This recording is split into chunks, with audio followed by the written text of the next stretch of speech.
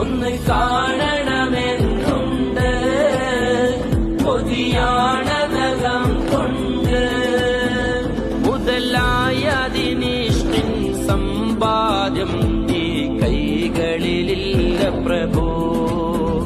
മുതലായതിനിഷ്ടിൻ സമ്പാദ്യം ഈ കൈകളിലില്ല പ്രഭു മുത്തയാ പൂമുഖം കാണാൻ ഞാൻ ആശിച്ചോട്ടേ